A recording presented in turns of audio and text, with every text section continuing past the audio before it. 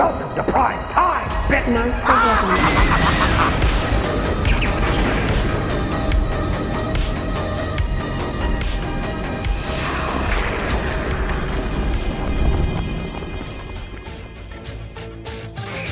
Salve, salve família! Começando mais um episódio de Monster Vision. Hoje completando a nossa maratona da saga A Hora do Pesadelo, com Pesadelo 7, lançado em 94 pelo próprio mestre Wes Craven. Ao longo dos anos, a saga dos pesadelos provou ser um dos maiores sucessos que o gênero já teve. Seus filmes fizeram milhares de dólares, introduziram histórias completamente interessantes ao cinema do horror e nos presentearam com muitos personagens cativantes, que ficaram guardados na memória. Tudo isso iniciado por Wes Craven, lá em 1984. A energia desses filmes é incrível, é um mundo de imaginação infinito. Além dos filmes, temos quadrinhos e um seriado de televisão, Fred's Nightmare, lançado entre 1988 e 1990. Cada produção foi deixando seu legado e salvando a distribuidora New Line de uma época obscura. Mas nem tudo é perfeito, mesmo com ótimas músicas e ótimas mortes, também tivemos filmes fracos na franquia, principalmente o anterior, Pesadelo 6, A Morte de Freddy, um dos piores da saga. Basicamente jogando Freddy em um abismo de palhaçadas. Isso foi em 1991, fazendo a franquia ficar adormecida por algum tempo após a New Line matar o Freddy. Mas com o aniversário de 10 anos do primeiro filme chegando, ninguém menos que o próprio Wes Craven resolveu retornar para sua obra. Como resultado, temos um dos melhores capítulos, com um enredo genial e inédito na franquia. O diretor trouxe antigos personagens de volta, trilhas sonoras, situações oníricas que adoramos e, claro, Freddy Krueger em um ótimo desempenho. Injustamente, esse foi o pesadelo que menos lucrou nas bilheterias mundiais, aproximadamente 19 milhões, já mostrando o desgaste do gênero no decorrer dos anos 90. Robert Englund também afirmou que esse é seu filme preferido da saga. Por falar no Freddy, vemos o assassino somente no final, mas o filme é tão bem orquestrado no suspense que sentimos sua presença em todos os momentos, mesmo estando ausente. Dessa vez, o enredo finalmente conseguiu ser inovador. Podemos esquecer todos os capítulos da franquia e levar em conta somente o primeiro filme lançado em 84. Pois bem, já parou para pensar o que aconteceria se após o sucesso do primeiro filme, os atores e membros da produção fossem realmente perseguidos por Freddy Krueger? É exatamente isso que acontece em Pesadelo 7. Acompanhamos o vilão conseguindo invadir o mundo real e perseguindo os envolvidos na gravação do filme. Socorro! Wes Craven consegue conduzir tudo isso de uma maneira eficaz e charmosa. Mesmo lançado 10 anos após o original, a atmosfera é idêntica e cheia de homenagens, provavelmente o fator mais positivo. Logo na primeira cena, já sentimos que a nostalgia é forte, ao ouvirmos a ótima trilha sonora clássica de volta, e acompanhamos a construção da famosa arma de Freddy Krueger, sua luva com garras, mas desta vez mecânicas. É parecido com o começo do primeiro filme, com um ritmo mais embalado, porém menos sombrio. De repente, um dos efeitos especiais dá errado e percebemos que estamos no set de um filme. No local estão ninguém menos que o próprio Wes Craven, Robert Shaye, o fundador da New Line, que foi produtor em todos os filmes da franquia. Robert Shaye também havia feito um barman em Pesadelo 2, o professor em Pesadelo 4 e um vendedor de ingressos em Pesadelo Final. Logo vemos a maravilhosa Heather Langenkamp, a nossa linda Nancy de volta. There's only you in my life. Você é um homem apaixonado, Vanderlei. Louco pelaquela mulher. Você não sabe o tanto. O que ela faz de tão especial pra você? Isso é... Ela tá no set de filmagem com seu filho pequeno, Dylan Milko Hughes, de Cemitério Maldito, e seu marido, Chase Davis Nilsson, responsável por administrar os efeitos especiais. Tudo dá errado durante as gravações, e a luva mecânica ganha vida do nada, atacando dois assistentes de Chase, matando eles brutalmente. Quando tudo parecia uma tragédia inevitável, Heather acorda durante um terremoto. Era tudo um pesadelo.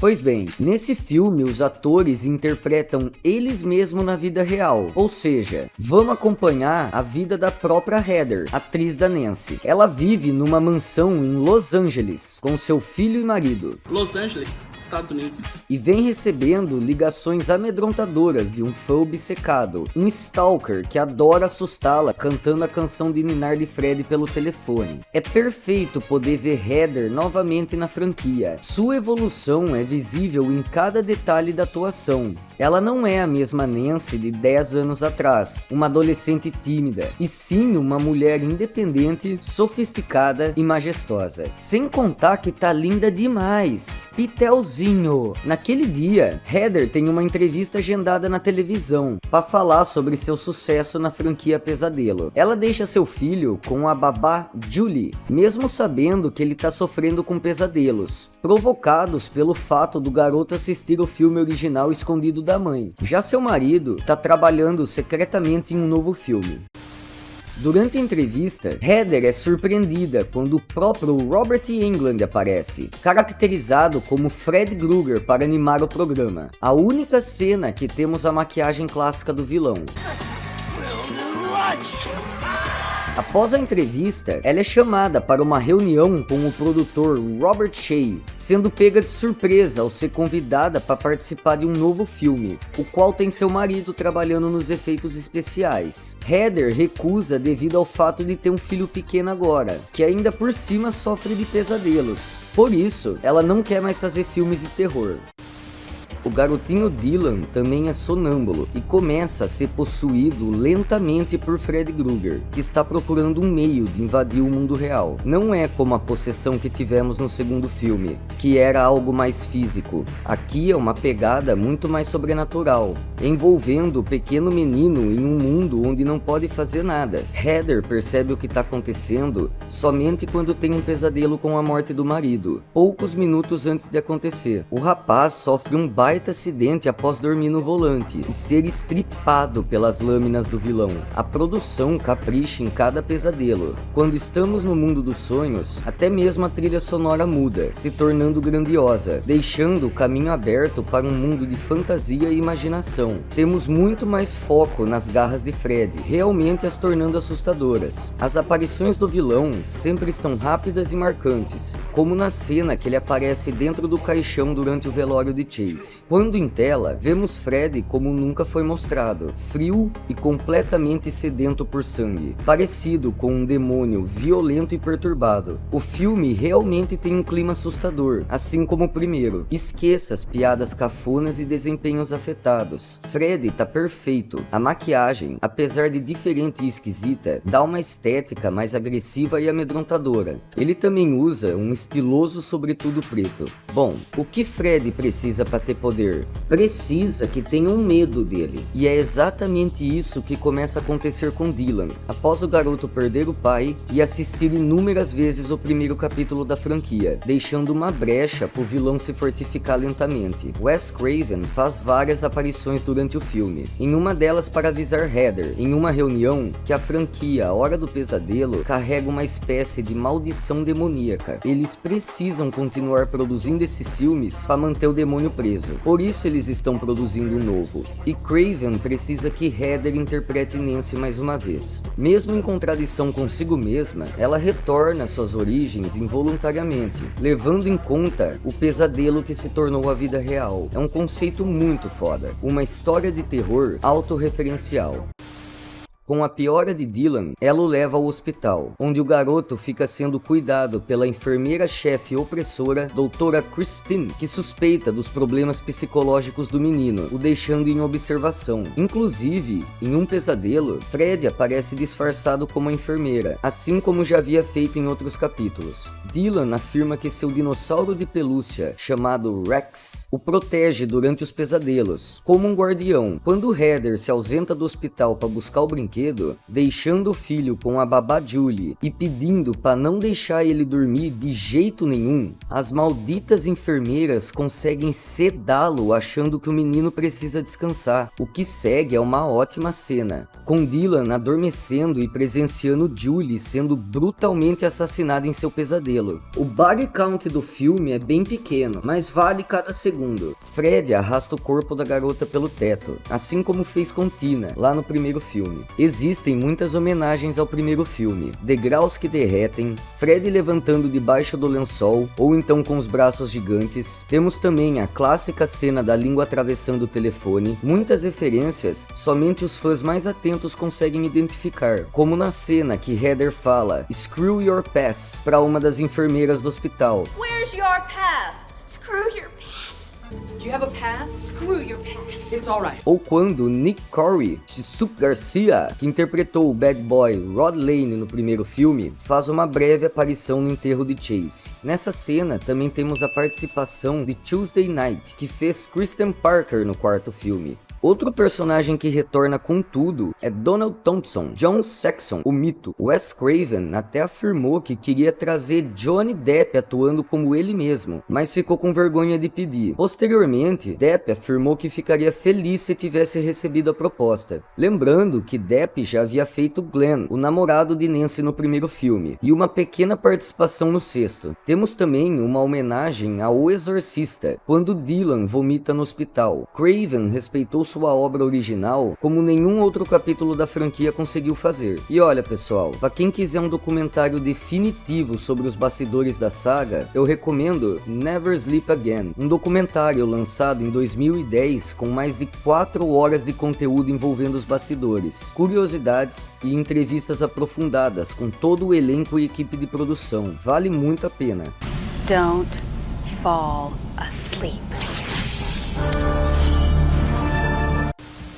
Fred consegue chegar silenciosamente no nosso mundo e prender Dylan no dele. Para chegar até o filho, Heather toma inúmeros comprimidos infantis para dormir, em uma cena empolgante. A montagem é muito bem feita. Vemos ela tomando o remédio e ficando sonolenta ao entrar debaixo do lençol, fazendo o local se tornar cada vez maior, enquanto gradativamente ela entrava no pesadelo. Assim como a personagem Nancy, o cabelo de Heather ganha uma mecha cinza, sinal da loucura e nervoso que ela tá passando ultimamente. O local que acontece o clímax é como se fosse uma antiga fábrica abandonada, só que muito mais grotesca e com uma imensidão fantasiosa, bem semelhante aos esgotos subterrâneos da lavanderia Blue Ribbon em Mango, O Grito do Terror, outro filme que curiosamente temos Robert Englund como vilão. Heather une forças com o próprio filho para destruir o Mestre dos Sonhos, o prendendo dentro da fornalha antes que ele conseguisse engolir a cabeça de Dylan. A cena lembra bem os exageros que tivemos durante a saga. Isso acaba gerando uma conexão saudável e prazerosa entre todos os filmes. Esse filme também já demonstrou o que Wes Craven faria em Pânico, 2 anos depois. O sutil conceito de um filme dentro de um filme foi um esquentinha.